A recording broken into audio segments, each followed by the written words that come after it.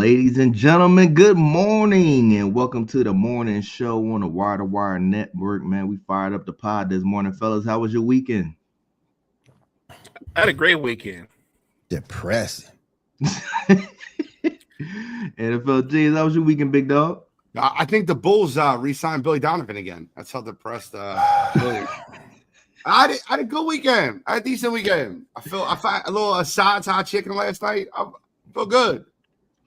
So the NFL G's, what you got for us this morning? So I do have one thing, and I'll be very honest with you. I like to give the meat and potatoes like 5 minutes to wear in because I want people in the chat to hear this. Like, I don't want, I want this. So I'm sharing this out. I'm making sure anybody else on the network can hear this because I want to ask you guys a question. And it's a very serious question. Very, very serious question. Would you guys say that I am pro Caitlin Clark? Am I anti Caitlin Clark? Or am I objective? And I don't care what you say. You just be honest. If you think I'm one, the other, I would love to hear that. Okay. All three, you guys. It doesn't matter. Oh. I don't know. You don't know? I think you're pro Caitlin Clark. I appreciate that. I think you're I think you're objective of her. Appreciate that. I think he's pretty objective about the situation. But that's okay. Caitlin Clark recently had an interview with Sue Bird. Not sure how many of you heard the entire interview. It's only about 16, 17 minutes. It is worth the listen. But I learned some things. And when people talk, I learn some things. And I'm going to give you guys something that I learned in that interview. First, I'm going to start with a small story. One of my favorite quarterbacks coming out of college was Kyler Murray. K1 was my guy. I was on K1 early, big K1 fan. And then K1 became a very toxic teammate. I'll never forget him throwing a pick six and throwing his hands up at AJ Green. Veteran wide receiver that he's throwing his hands up, showing up on the football field. I never, ever like when teammates show up other teammates. So I reserve the right to change opinions on players. Now, I'm not completely changing my opinion on Caitlin Clark, but I want to be very clear when I say this. One of the comments that was said, and I want to quote it because if I don't quote it, I feel like I'll be screwing it up. So Sue Bird goes, I know it probably still stings. I asked your teammate this same question, but how much did the two losses, like not winning a national championship, sting for you? Caitlin Clark's response, and I quote, I'd have liked to win. Yeah, getting a ring and all would have been nice, but it just gives people something to talk about. It's tough for me. It's tough for me to really be upset about those two nights because two of my most amazing nights in college were the nights we lost the national championship because of the parties and the attention and the things that were brought to those nights. That is a loser comment if I've ever heard one in my life. I can't imagine ever making it to the national championship game, not once, but twice, and losing on the biggest stage. And then when asked about, Sue Bird gave her the easiest layup. She goes, so yeah, I'm sure it still stings. I'm sure it still hurts. I talked to Hannah Stalkey. She said the same thing. I'm sure it still bothers you. Well, it's tough for me to really be bothered because two of those nights were the best two nights of my college career. In the interview, and I counted because I watched it a third time. She said the word I 134 times. She said the word I. Well, I did this and I did that. I averaged 34. Then would ask the question like, well, like you had, talking about the LSU game where she had 22 and 8 at the break. And like, it's like you came out and you still finished with 30, 34 and 16. So many people would finish with 24 and 9. Like it's so tough to do. She said it was becoming like I just wake up and have 30 and 10. She said that her senior team that she didn't think could make it back to the Final Four because they lost so many good players. Mm-hmm. But I just went out there and I performed, and I hated it. I think she's a really nice girl. I do. Like, you can hear her in the interview, but like, I hate when players use the word I. It's always we. I teach my sales team that. It's always we. And I couldn't stand that the only reason that she wanted to win the national championship was because she didn't want to give people stuff to talk about. Well, yeah, it just gives them stuff to talk about. Gentlemen, I invite you to listen to the entire interview. If you haven't, I would love to hear your opinions. I listened to it. She was I don't know, because I don't get that she was an I person, but she I mean, Sue was giving her a lot of, you talking about Caitlyn questions, but in the same fact, Caitlyn always said, yo, they my sisters, we go out and party together, we hang out together, we're like a family, we're a really tight-knit team, blah, blah, blah. But yeah, nobody wants to go to the national championship and lose, but it's just this how it was. Like, granted, taking Caitlyn off that team, would Iowa even have made it in the college basketball playoffs? I doubt it. I doubt they would even take any best player off any team, Carmike. No, I mean, we talking about Juju Iowa. off USC, how'd they do? I mean, we talk about Iowa though. Like, how many times Iowa really been in the basketball playoffs? I think that's last time was there. It was like 90s. You know what I'm saying? So I respect why she played there. I respected why she played there. That was one of the parts of the interview I liked. I respected why she wanted to play for Iowa.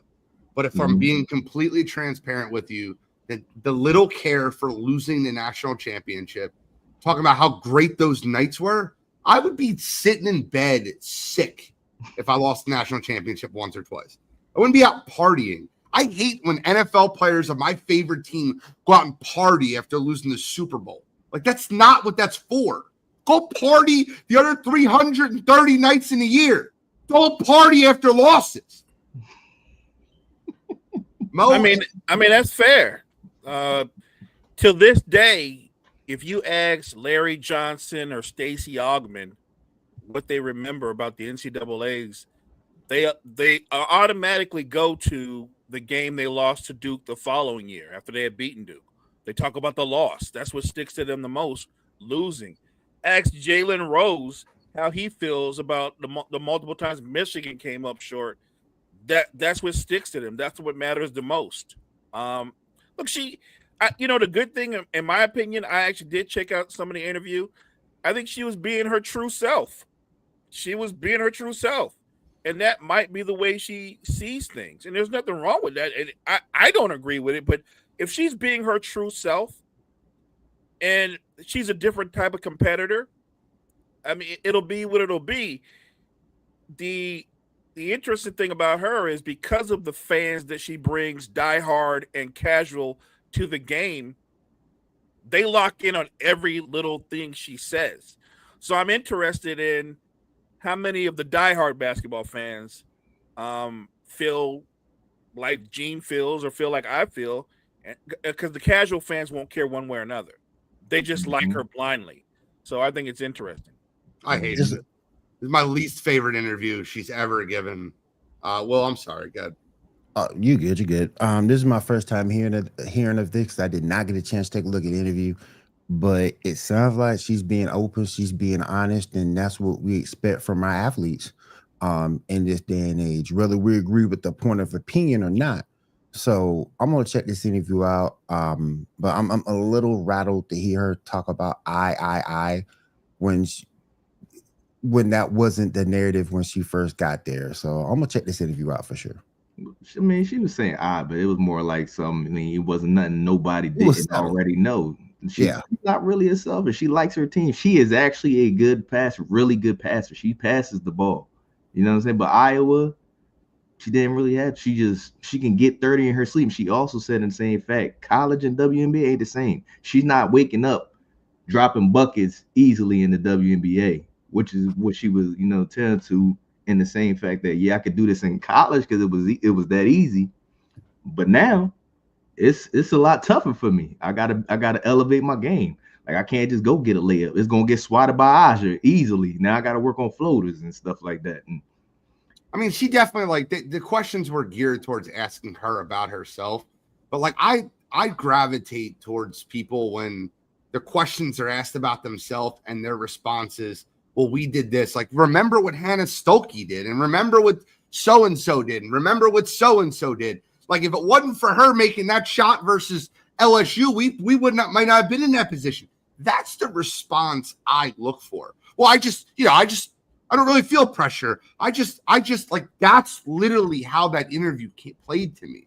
And I like her. I went into the interview wanting to know more and understanding more. And I'll be very transparent with you that I don't care that we lost the national championship. It just bothered me. It irked my soul because I know how much I care about rec league softball.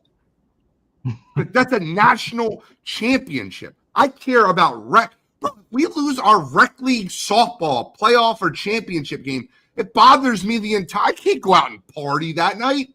And that doesn't mean nothing. That is for a friggin' t-shirt.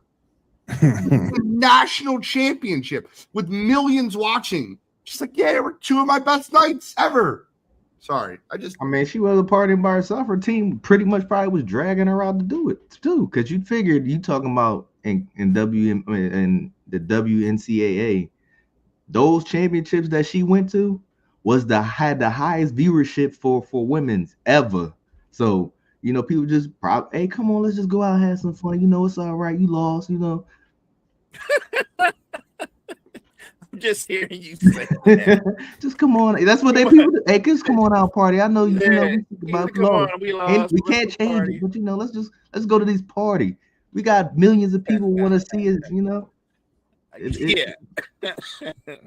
On to the next with she on her way to WNBA anyway. You know what I mean? So it's like some people take it hard, some people don't. I mean, she could be acting like Caleb Williams and crying like a little baby and you want to go tear up and and I don't think Caleb is as good as her. As far as even though they're in different sports. I think she's on a different spectrum of Caleb right now. That is an interesting take. I don't know, man. I would much prefer athletes to show their emotion, how much they cared about winning. You said crying like a little baby. In my eyes, if I lost the national championship, I'll say this. I never loved Joel Embiid more than after the Raptors series. Watching the emotion and passion that he let out after they lost that series to Toronto. That was the height of me loving Joel Embiid.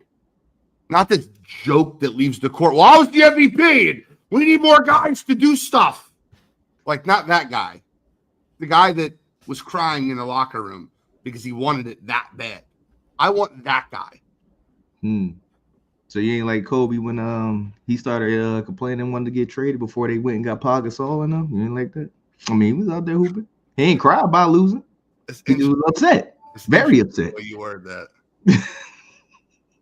I mean that everybody take it differently, man. Like, but that's Kobe complaining about the situation, but he was also 3 titles into his career. Like, he'd already won titles. Like, she didn't win anything. I mean, but it wasn't his titles, though. Huh? I said they wasn't really his titles, though. He was robbing. They were absolutely his titles. He was robbing to a Shaq that was giving you 38 and 15. Go back and watch those. Go back and watch those 3P teams. Yes, Shaq is the best player in all 3 NBA finals. But I'm talking about the process to getting to the finals. Shaq was not the best player. Kobe was every bit as important as Shaq was. His numbers were as good as Shaq's were. 22 points is good. Go back and look at those series. You're just throwing up an average. Go back and look at those series. If there's no Kobe Bryant, this is that weird argument where they're like, because if there's no Rick Fox, if there's no Robert Horry, if there's no Derek Fisher, those are role players. Yeah, but role play. Kobe was not. He was not the man. He was the second fiddle to Shaq. The first 3 titles. Shaq was the best player in the NBA Finals. He wasn't out and out better than Kobe Bryant. He wasn't. You know the most dominant Kobe was? The last 2 he got. Right. You know why? Because he didn't have that piece of dead wood to carry around. Right. What dead Right. weight? You Dead serious? weight. The most dominant. Yeah. This guy The is dead weight. crazy. Yo, he said dead weight as he left the Lakers and still went and don't you say it. Don't you say it. Don't you say it. Don't you say it. He went to Miami, and a second-year two-guard carried him to a title. Yeah, that was literally carried him to a title. Hey, he put 350 pounds of lard in his back and won a title. Oh my goodness! Oh, I love the show's getting off the rails. I love it. Oh my goodness! Oh man, yo, most like my boy, Mr. Kelly that came on, man. Die-hard Kobe fan, bro. Just relentlessly blind for this dude, man. Like Kobe's not my favorite player. I'm not a diehard Kobe fan, but man, I can't tell, man, the way you defend him. Well, I saw what I saw. I can't unsee it. I saw it. One of the worst lines that people use to this day is, man, if Kobe and Shaq had stayed together, they would have won. No, they wouldn't have. No, they wouldn't have. That was dead. He had gotten fat and lazy. That was done. They weren't going to win anymore. They weren't going to win anything else. They were done. So, yeah, Gene Will ain't got nothing to say about this, huh? Nothing. Listen, this is Lakers conversation. Me and Will are chilling. My name Les, and I ain't in that mess. I'll be transparent when I say this. I don't know if you can bring up the 2000 Lakers. Like, I think 99 Shaq was a lot more dominant, and that championship was on him. 2000, I think it got a little bit more, middle of the road. But the last championship versus the 76ers, I'm going to be very clear with you. I think that Kobe Bryant was just as much of a factor as Shaquille O'Neal was. I remember Dikembe Mutombo struggled so much with Shaquille O'Neal, but Shaquille O'Neal fouled out with 2 minutes and 50 seconds left in game 3, and the 76ers were celebrating like they won the freaking game, and we lost the game. So I don't think it was a Robin situation in 01. Go look at the last championship against the Nets. Again, I'm not killing Shaq. It's not his fault that he got to go up against Mutombo and Todd McCullough and Rick Smits. That's who was there. But let's not act like he went up against Olajuwon again, who ate him up. Let's not act like that. He went up against guys that were just guys. He went up against Jags, and he was dominant against Jags, as he should have been. The best players on each of those teams, Reggie Miller was the best player for the Indiana Pacers. Iverson, the best player for the Sixers. Jason Kidd, the best player for the Nets. Those are the people that Kobe dealt with. He was dealing with Jags. That's what you want to go with, Mo. I mean, he's not wrong. I just want You think in 2099, you're not the most dominant center in the NBA for a reason, bro. He wasn't just because Olajuwon it ain't like Olajuwon killed him every single time they went up against each other. He did Olajuwon really shut down Shaq? Nobody really was shutting down Shaq. Was Shaq the best player on that Magic team or not? Yes or no? No. Yeah. He wasn't. Yes. Was he? Yes or no? No. I believe what Penny was on there. What are you talking about? I didn't ask that. I said who was the best on player the Magic? On that Magic team? I'm going with Penny. Then you're out of the conversation. Absolutely, it was Shaq. Shaq wasn't even named the most dominant player until he went to the Lakers. He wasn't named the most. Stop it! He was. When he went to the Lakers, that's when he became the most dominant center. No, he didn't. When he went to the Lakers, he got swept by Karl Malone 2 years in a row. So that he didn't become anything. He didn't become anything until Kobe matured.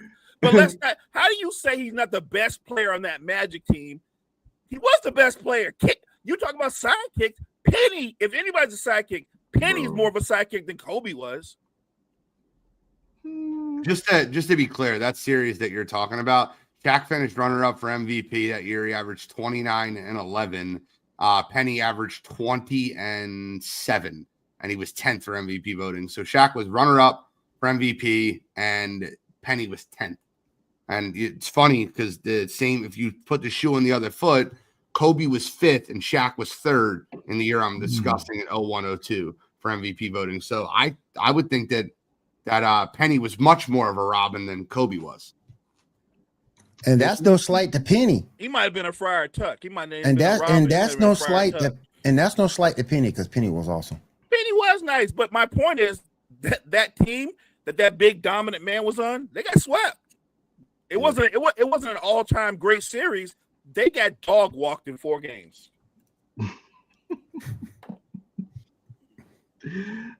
I'm loving this slander this early in the morning. Let's go. What's slander? He got swept. Slander. Shaq slander. The NFL preseason is delivering high drama from surprise rookie performances and record-breaking kicks that won't count. Some health scares, media shakeups, looking real intense starting out the preseason year so far. Let's talk about them Saints, man. Tyler Show didn't perform that bad, man. 15 for 22, 165, 1 touchdown, 1 pick. That pick 6, but it was a 13-27 loss to the Chargers, man. Talk about how'd you feel about Tyler Show? It was a pick 6. It was a pick 6 that was ugly. It was just ugly. He didn't start. He played against the backups. Yeah, he didn't even start the game. Rattler is a concern to me because he played on this team last year. He has a year in his NFL experience. He was more of a concern for me than Tyler Shough. I don't think he looked that good. We're in trouble, guys, and we already knew this coming into the season. We're in trouble, and if you're depending on those two, and then you look at Jake Haener, he's just a puppy and playing like a puppy in traffic. That's trash too. So we're in trouble. And I don't know what Kellen Moore can do to fix this because my issue with Kellen Moore,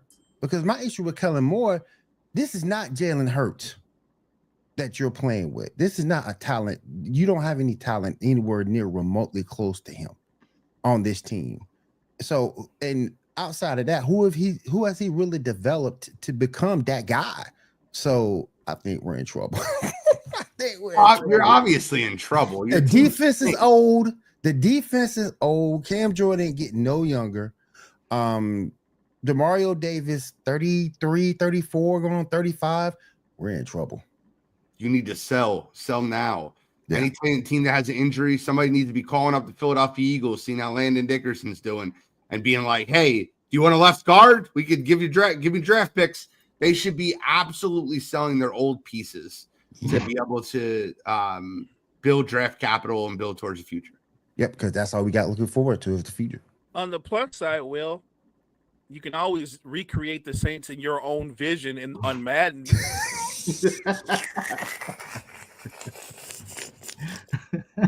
Oh my goodness! Dude. Oh my goodness! The only bright spot that I think we'll have this season, Alvin Kamara.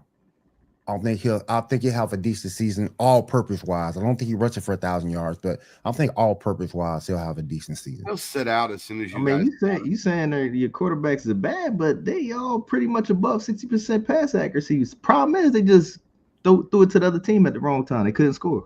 That was it. 2 picks between 2 quarterbacks. Do you really want a quarterback that? But their pass completion is very good. But do you really want a quarterback that can't find the end zone? Hey man, it's a stepping stone, brother. You got to take what you can get, man. Just let them take care of the ball. They already got the plus 60% completions. And again, I'll go back and I'll say this again. There's no Jalen Hurts on this team. There's no quarterback talent on this team. And to Gene's point, who has Kellen Moore ever developed to be that dude outside of Hurts? Nobody. So again, we're in trouble. We're going to end up last. We're going to end up last in the NFC South. We're going to end up last. Carolina will be better than us. Well, you're going to have a Pro Bowler on that team. Your punter is going to be a Pro Bowler this season. I agree with that. Crazy. Be all right. Your punter's going to get a lot. Your punter's going to get a lot of work. The punter's going to get a lot of work. He's going to get a ton of work. Come on, NFL G's way in, man. You got Trey Lance, Heineke, and DJU. Chargers, the Saints. I mean, Trey Lance actually looked serviceable. He did. Maybe he just needed a good coach. I don't know. I'm kidding. He had a good one, Kyle Shanahan. But the point being is, I think the Chargers are going to roll this year. I think they're going to be a very good team. Yep. And I think that the staple of they're built very well. They're built through their defense, through their run game, through their offensive line. You guys know how high I'm on the Chargers right now. So forget DJU. He's worthless. He won't make the roster. But, the other guys. Then, hey, man, he threw a 1-for-1 49-yard bomb. I just want to say one thing to Cottrell in the chat real quick. Taysom is out, right? You know he is out. We might not have him for. Man, we might not have Taysom him. Probably 50. We might not have him, and he's 34. So been around for a minute. No, been around. Ain't no way he's 30. We got to be older than 34 by now. He's been around for a minute. So and you come about the offensive line. Look how many first round picks we got on our offensive line, and where we at? He's 35 in 2 weeks. Yep. Yeah, but man, 35 in 2 weeks. I don't know. I don't know. He's gonna be still a gadget guy the same way. I feel like the only good thing about him and I feel like I can go in the NFL and still play at 53. Hey, I like that hat, by the way. Will. I feel like I can go out there and play. Mo, 49ers played no starters. Took a preseason beating 30-9 against the Broncos, man. What did you take from this situation from your team with the backups, man? How you feel about your team so far? I'm unfazed by it. I don't care about the preseason. The preseason is for guys that are borderline making the team or not making the team. The veteran versus the guy that got drafted in the 4th or 5th round. As long as my team comes out of the preseason healthy, that's my biggest concern. I want to go into the season healthy, and I got all the confidence in the world that Robert Saleh will make that defense work. The offense only has to be a complement to the defense. We'll see what Shanahan does with that, but I don't care if they get beat down in the preseason. It doesn't mean anything to me. I mean, this isn't preseason where people found your Antonio Browns and your Tyreek Hills is in preseason. I think the preseason does matter to somebody like a Shedeur Sanders, Jackson Dart, guys like that. I don't think it to your established veterans. It don't mean nothing. It shouldn't. But I'll say this about your Shedeur Sanders or the San Francisco 49ers didn't play anybody. The Denver Broncos played to win that game. Bo Nix played multiple drives, threw the ball 11 times. The Denver Broncos played their starters. The San Francisco 49ers did not. If you're a 49ers fan, you shouldn't be concerned with this one bit. I mean, I was saying it because I seen that they went with no starters, so I'm thinking they looking for a next man up situation in San Francisco. You know what I mean? They're looking for their people that can step in. I agree with that. But I'm liking Denver this year. They're looking good. I'm liking Denver this year. You want to switch over to be a Denver Broncos fan? I'm looking for a new team. I'm looking for a new team right now. I'm taking applications right now. Y'all got the Eagles. The Eagles will welcome you. We'll welcome you. Okay. I'm looking for a new team right now. I think the Eagles is full at this present time, man. Speaking of the Eagles, man, NFL GENEius, let's talk about it. 34-27, the Eagles backups got one, but they played Joe Burrow and Chase on pretty much majority of the first quarter. Joe Burrow and Chase played 2 full drives, had 2 touchdowns. They looked really good early. Obviously, efficient. Keely Ringo got beaten like he stole something. He did, but the Mormon missile was incredible. It's funny. I had a thing for this too, and if you guys want to humor me, did you guys watch Tanner McKee play? Did you guys see any of that? Yeah, I seen him. Yeah, I seen him. 20 of 25, 252 and 2 touchdowns. Tanner McKee, in my opinion, is the best backup quarterback in the NFL. I think he could start on multiple teams. You watched him play last year, want to dominate the Dallas Cowboys. The Mormon missile is ready. He's been ready and is a willing backup quarterback at this point. So what I'm going to do, and it could be today, it could be tomorrow, it could be Wednesday night. If you guys want, we can play a little Tanner McKee or. Oh, I like that. I like that. I like that a lot. Sign me up for that. Yeah, we can do that a lot. Let me ask you this. Yes, do you sir. not think that some people are just good at being backups? Because Nick Foles went to be a starter and it was not that great for him. Doesn't matter until you see how they perform as a starter. Tanner McKee's a young kid that was a 3rd-string quarterback that progressed to a 2nd-string quarterback that played for Philadelphia now for 3 years and is understanding his role, and he's looking better and better. The thing I'll tell you about Tanner McKee is They asked him about his Madden ranking. They were like, "Oh, like what about your Madden ranking? What do you think it is?" Because they said, I think Kyle McCord was a 71, and he goes, "What do you think your Madden ranking is?" Probably like a 73. They gave him a 61 in the Madden ranking. He goes, "Oh yeah, tune in Thursday night and tell me about how my Madden ranking is." And he went out and called a shot, went 20 of 25, 250, 2 touchdowns. Tanner McKee is that dude. He's solid. But you never know until he on them lights, them real lights, man. You know what I mean? Listen, Carmike, you got to stop doing this. I'm putting a sales pitch out to give us a first-round draft pick for Tanner McKee. Mo, what's your take on the Eagles-Bengals game, man, with Joe Burrow and Chase? And, you know. Look, it was an entertaining game. I thought the Eagles had a lot of young players that showed that they could play. The Bengals just wanted to come out. Obviously, rhythm and getting off to a fast start was important to them. The fun part is watching Jamar Chase show you everything that he can do. It's the route running. It's the yards after the catch. He's just fun to watch. And so I'm not surprised they got off to a fast start. They have their number one offense out there for a reason. But it was entertaining. Again, I don't look at the scores when I'm watching preseason. I'm looking at particular players, or if there's a battle at left tackle or DB or something like that. I'm looking for stuff like that. The guys that are on the fringe of either making the team or being cut, those are more entertaining to me. Tarleton State Texans wide receiver Darius Cooper. Remember the name. Well, what's your take on Eagles-Bengals game? Look, real quick, Gene, I'll give you a first round pick for Tanner McKee. I'll give you a first round pick right now.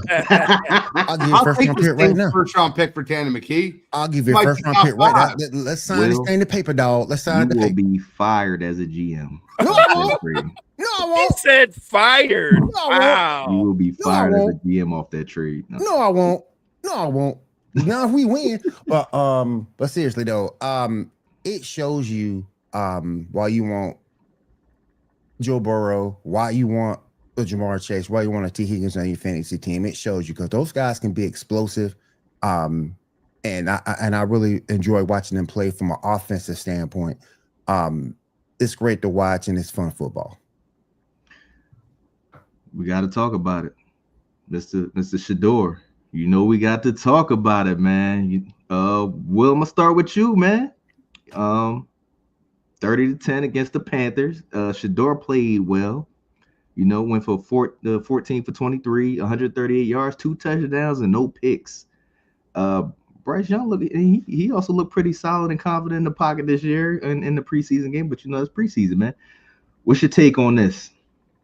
It's good to see Shador play well, but let's keep in mind, A, it's a preseason game. B, he's out there with the twos playing against the twos and the threes. With the first. The first one was 1, but the rest was with the twos and rest was the twos. But it's good to see him play well. Gene, to tell you, I wanted the Saints to pick him up, but we didn't. But I'm not going to overreact quite yet because this is the first game of the preseason. Let's see what he does throughout the rest of the preseason and throughout the regular season. I'm not ready to oversell him just yet.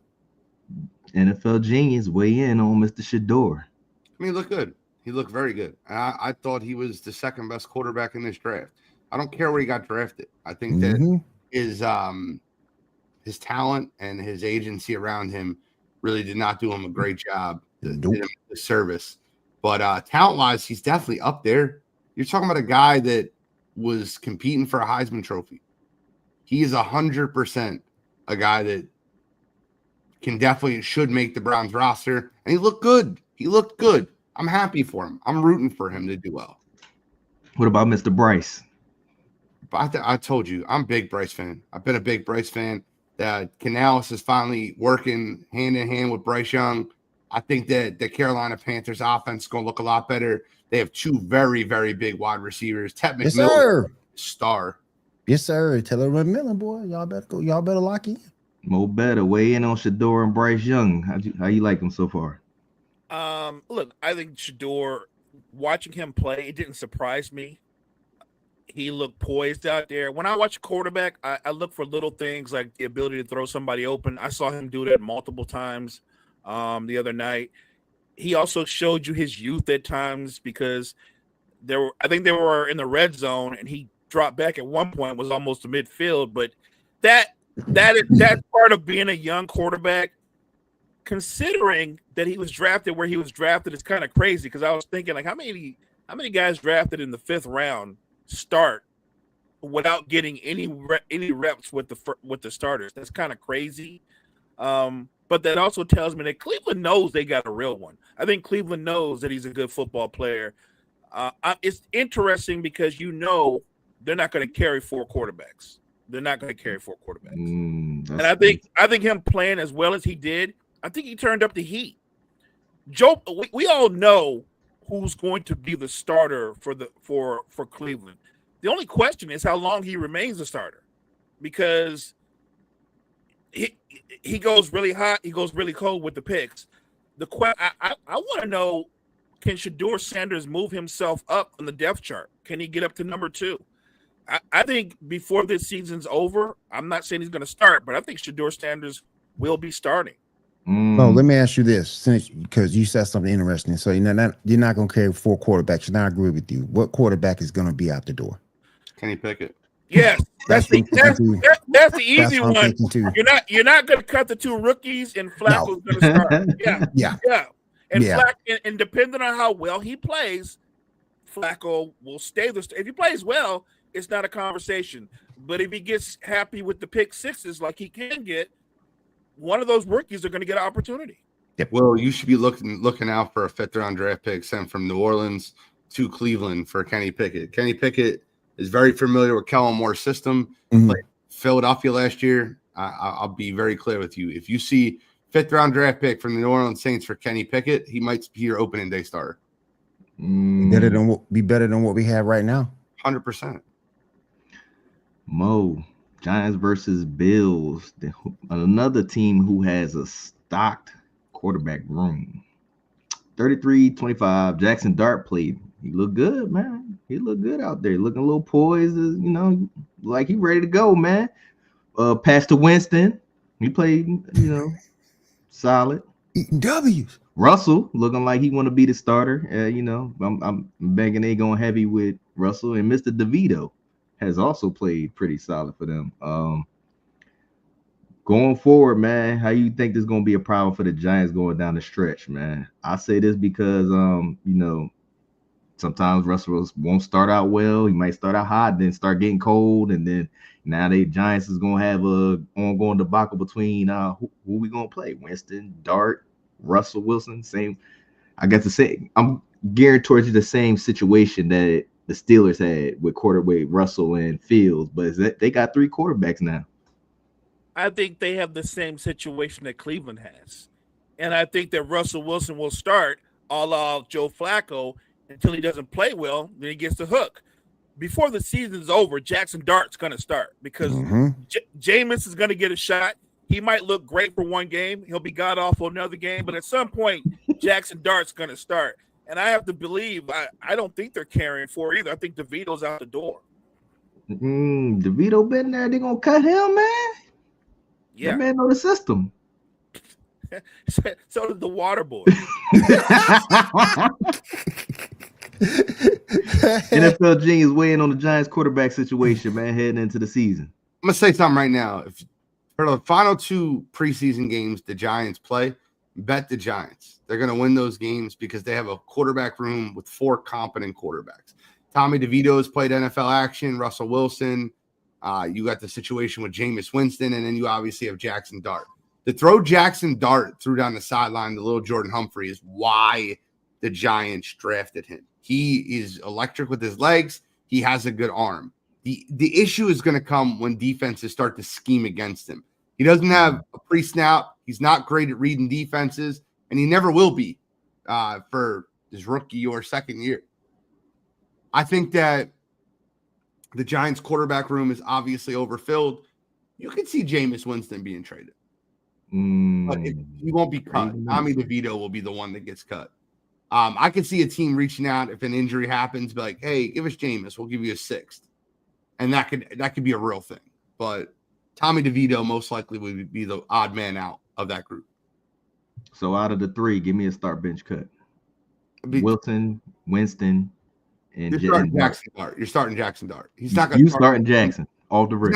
He's not gonna start week 1, but No, I'm asking you. This is your start bench cut. I'm starting Jackson Dart. I know what I have in the other 3. I don't fully know what I have in Jackson Dart. I'm benching Russell Wilson and I'm cutting Jameis Winston. Mr. Will, talk to me about the Giants quarterback room, man. How you feel about it? I like Jackson Dart. He's got that it factor. But again, I do agree with Gene. It's going to take him a while to get acclimated. But you know the upside. There's upside there at Jackson Dart. You don't have in the other 3. So, yeah, I don't think he starts week 1, but I think he will eventually be the starter. In terms of start bench cut, yeah, give me Dart, give me Wilson and DeVito because he knows the system. Trade Russell and trade Jameis Winston. Ooh. Mo, you going with the same start bench cut? Nah, I'm gonna start Russell Wilson just because I want Jackson Dart to be able to like take it all in and learn a little bit before I put him out there. I think the question mark with the Giants more than anything else is their offensive line, and I don't want my young quarterback starting the season off taking a beating. The NFL GENEius. We got the Steelers 31-25 over the Jaguars. Skylar Thompson went 20 for 28, 233 yards and 3 touchdowns. Not to mention Cam Little dropping a 70-yard bomb field goal, which won't count in the history books because it's preseason. Do you think Skylar's looking for a starting job for these Steelers, man? Behind if A-Rod start playing bad? Absolutely not. You got to understand, he did that versus the Jaguars backups, and the Jaguars starters give up 25 points regularly. So, for being completely honest, the depth chart on the Jaguars defense is not great. I'll tell you who didn't look good. Travis Hunter did not look good. We'll talk about listen, I think Travis will be fine, but defensively, Travis made a couple business decisions on some tackles early in that football game and made a lot of lowlights, if you know what I'm talking about. But I think Travis will be fine. I think don't tackle grown men. Used to tackling kids. You ain't lying. He dove with the legs like shucks, I missed him on the corner. Like that was a business decision. I'm sorry, my bad, fam. That's on me. Mr. Bo, weigh in on the Steelers situation with Skylar Thompson, man, and the Jaguars. I think he showed you that he can be maybe a competitive backup, but I don't think nothing changes there. You know who the Steelers' number 1 is, and you also know what the Steelers' biggest flaw is offensively is they have one of the worst offensive lines in football. Although the fact that they have one of the worst offensive lines in football, there's going to be an opening for the backup to play because I don't think a 42-year-old quarterback who's not as mobile as he once was is going to hold up over the bulk of the season behind that offensive line. Not without a run game at all. I don't see how Aaron Rodgers makes it through the season. You don't think he's gonna make it through the season? Not the host. His last ride. It'll be his last ride. We agree on that. The Undertaker last ride. Oh, Will, let's talk about Skylar Thompson and the Steelers, man. I mean, he's making a case to be a good backup QB, but I just don't like that situation in Pittsburgh. I'm not a big DK Metcalf fan. He's not a good route runner. I'm not confident in Aaron Rodgers staying healthy the whole season, and I'm not sold on that Pittsburgh Steelers run game at all. So yeah, he's proven he's trying to show he can be a competent backup, but overall, it ain't gonna matter. So we had some people express their frustrations, and some people jokingly, just out there tweeting and talking about it. But Mo, how do you feel about the NFL banning ammonia inhalants, aka smelling salts? Why are they banning them? I mean, I don't know. Look, when I can only talk about I've been on the field when somebody got the sense knocked out of them, and them smelling salts, damn it, they work. Why do they need to be banned? I don't even know why that's a thing. Unless you tell me that during halftime now players are sniffing them or whatever. Like, why would you ban them? So I think that the memo is a little bit confusing. Smelling salts aren't banned. The players just have to bring their own smelling salts. The teams can no longer provide smelling salts for their players. So it's basically like a BYOD, but it's BYOSS. Bring your own smelling salts. Really? So that's what it's about. That's They're like, ridiculous. we are no longer going to supply. That's ridiculous. Really? That's exactly what it is. I'm This telling is you. a multi-bit. Never mind. Always find a way to cut. Never mind. Never mind. What is this, a cost-cutting measure? I'll tell you why. The league is doing the whole CYA, covering your ass. And smelling salts have been, the Food and Drug Administration said a couple years ago to not purchase them or use them. They're unapproved drugs. So what the NFL is trying to do is avoid the fact that they can get sued if somebody has a bad reaction with smelling salt. What the situation is very simple. If you want to use them, we're not going to ban them, but we're not going to supply them. We're not. But here's my thing, though. If you want to use them. But here's my thing, though. In this day and age, you always got somebody with the effect, but not a cause. So, what's the alternative? If you're telling me this is not banned, but I have to bring it, okay, what can we use to take its place if a player doesn't want to go out and get their own? Shouldn't be using anything in the NFL. Your ass is gonna be knocked out. Your ass is gonna be knocked out. There's gonna be a lot of people making mistakes out there because I never played football, but I heard some people out there when you get hit hard enough, it rattles your brain, and you know what I mean. You kind of your equilibrium is off, so they hit that smelling sauce to get yourself back in order. That happened to me when I was younger. I went out for tight end. Got hit so hard in the scrimmage game, knocked my damn helmet off. Had to have some smelling sauce, and that just made your boy just change his mind and go to basketball. I mean, and maybe it's because back you was playing in the era where they had leather helmets. See, I'll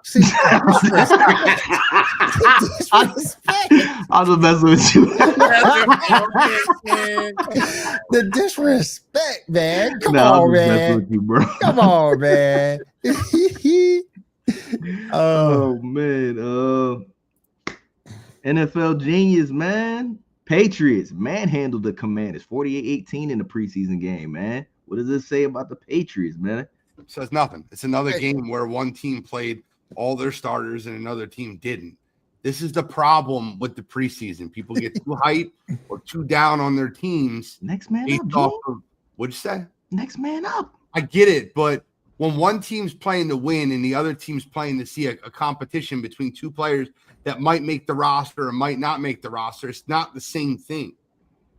The Patriots are playing to win football games, to get their young quarterback experience, to get their defense in line with the new system. The Commanders have the same system, almost the same roster as last year's. Very, very little turnover. They're trying to remain healthy. They have a whole year in that system. It's totally different. Looking for that next McLaurin? I mean, I think Perry signs. I think that, but Mo, I didn't even cut you off, Carmike. I just want to ask Gene one question. What is McLaurin looking for? Is he looking for 30 million, 35 million? What is he looking for? For a DK contract. Oh, okay. DK got 34. He wants 35. Well, he's better. He is better. He is better. DK can't run around. We say he's better, but I heard on the interviews what they said is somebody went and was talking to the NFL execs, and they saying DK has the edge because he is a physical specimen of a can't run a route. Can't run a route to save his life. Can't run a route. No. That's DK's problem. He is a physical specimen, but he's so terrible at route running. Yep. Hey, I'm just saying, man. That's what I see, man. Second round, everybody doesn't realize that DK Metcalf was an absolute physical specimen coming out of college. He dropped to the end of the second round because the guy can't run routes. One of the worst route runners you'll ever see at the combine. I'm not kidding. Yep. He got paid, though, didn't he? That's true. That's so true. A freak athlete. But Will, you want to weigh in on the Patriots, man? I do like the Patriots cap situation, but they can go out and get better. They got some cap money available to them, but yeah, it's a different situation between them and the Commanders. A way different situation. Let's talk. Hey, Will, talk to me about these Dolphins and the Bears, man. Caleb didn't play for some reason. I don't know. After the practices he's been having, he should have been getting some reps in. But they ended with a tie, 24-24. Man, Tyson Baggett played pretty solid, 13 for 19, 103, 1 touchdown, 1 pick. Tyson Baggett is the backup for Caleb. And the Dolphins just look terrible, in my opinion. I don't know what's happening, but ended in a tie, man. How you feel about the Dolphins Bears so far?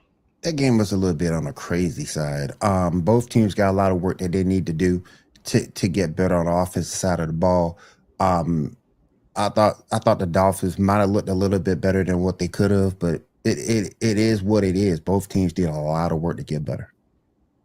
Mo, I think this might be Mike McDaniel's last year's head coach. Yep. They got to do. They got to they do look better, bad, Mo. They man. got They to do look- better, Mo. That's what I think. I think and when he goes, Tua goes. I think the Dolphins are in flux. They're headed for a rebuild. I'm just telling you, either this is going to be a magical season that we don't see coming, or he's going to be fired. Do you think if McDaniel goes, they keep Tyreek Hill? No, I want to go now. He wants to go now, but I think the only reason he's there is because McDaniel's like, we need him because of Tua. But I think it's a domino effect. When he's fired, Tua's gone, Tyreek's gone. NFL GENEius, you want to weigh in on Dolphins and Bears? I watched this game, and I watched this game for the reason that I'm a big Quinn Ewers fan. Quinn Ewers looked absolutely awful. He was 5-18 in preseason versus third stringers. I want to be very clear when I say that. I've loved Quinn Ewers. I thought Quinn Ewers had the potential to be a Brock Purdy. Not the way he looked in that game. 5 of 18. That's why I said it looked bad, man. I'll say this for the Miami Dolphins. You're a Miami Dolphins saying you solved your third string running back situation. They're going to need to keep 3 running backs on that roster because the chain doesn't stay healthy. And Jalen Wright is not a full-time back. Ollie Gordon looked incredible. You want to talk about a guy coming out of college. Rookie Ollie Gordon looked very, very, very good. So I think they solved their situation at RB3. Oklahoma State's Ollie Gordon is ready to step in. Cowboys lost their right guard, Rob Jones, for the entire season with a broken neck. Oh, well, Jesus Christ, I didn't mean to laugh. You said Cowboys. That's the only thing I read. I laughed at that. It just caught me in the middle of a laugh. You're like, lost their guard to a broken neck. God damn, bro. No need for that. How does this affect the Cowboys heading into the season with NFL GENEius? I don't care. Well, listen, I'm not saying I don't care about the guy breaking his neck, but I don't think that affects them that much. I just want to say to all the Cowboys fans who was talking about Joe Milton was going to take Dak Prescott's spot, can you slow down a little bit now? Yeah. Can you listen to me when I tell you the guy cannot read defenses? Yeah. Didn't do it in Michigan. He didn't do a great job at Tennessee, but you can see how great he can throw the ball without his shirt on. He's incredible. Joe Milton's got an incredible arm, but he is not the guy. Knock it off, Cowboys fans. Mo, how you feel about the Cowboys so far, man, and them losing their right guard? I think before this guy had this unfortunate injury, they were going to be one of the poor offensive lines of football, and now they're going to be that much worse. They have some of the same problems. They didn't have a run game last year. I don't think they're going to have a run game this year. This is going to be a year where they're going to be really pass heavy. Dak's probably going to drop back 35, 40 times a game. That's not good. I'm telling you right now. If he's dropping back that much, that's not good. Oh, man. We'll weigh in on the Cowboys, man. They're asking a lot this season. You're asking a lot. You're asking for Javonte Williams to reinvigorate himself from the Broncos, who didn't have a good season last year. Then you're asking George Pickens to come up and be something he never was with the Steelers. And with the offensive line issues going on, and Michael Parsons not being look, that defense already suspect with Michael Parsons. So they're gonna be hurting. And I don't know any way that they'll be able to correct those issues. If you're a Cowboy fan, Carmike, if you're a Cowboy fan, anybody out there, you better hope. Did you just ask me if I was a Cowboys fan? No, I know you're not, but I'm saying if you're a Cowboy fan listening to this, I was talking to you, which is why I said Carmike. Okay. The one thing you better hope that Dak Prescott starts the game hot. You better hope that his first 3 or 4 passes are in the right spot, because you got 2 guys that are absolute head cases in CeeDee Lamb and George Pickens that love to check out of football games. Especially George Pickens. I'm just saying. Give me a take on this this quarterback battle that went on. Drew Lock went 12 for 22, 147 yards, 1 touchdown, 1 pick. Aiden O'Connell, 18 for 30, 205, 1 touchdown, 2 picks. And the game ended 23-23 Raiders versus Seahawks. See, this is a who cares? Sam Darnold's going to start and GENEius Smith's going to start. I don't care. Like, these are career backup quarterbacks that are never going to be nothing more than career backup quarterbacks. Hey, O'Connell started last year, man. What'd you say? O'Connell started last year. Going forward, they will be career backup quarterbacks. That's all they're going to be. Oh, man. Come on, man. Lock versus O'Connell, man. Who you want to go with, Gene? O'Connell, because I know that Lock will throw the ball to the other team. Oh, yeah. Mo, you want to weigh in on the Raiders versus Seahawks? Lock versus O'Connell? Backup versus backup. I mean, I guess I would go with O'Connell because I feel like Lock's been a career backup already. Like, he's already been a career backup, and he's the older player. So I'm going to go with Aiden O'Connell because he still has room for improvement. See, Drew Lock is O'Connell started last year. He is a starter. Right. Drew Lock's a finished product. He is what he is. Yep. We'll weigh in, man. Come on. O'Connell Lock. Give me O'Connell. Give me O'Connell. It's a little bit more upside there that I would be able to work with. I'm gonna say something. You guys might think I'm crazy. Give me Jalen Milroe over Drew Lock.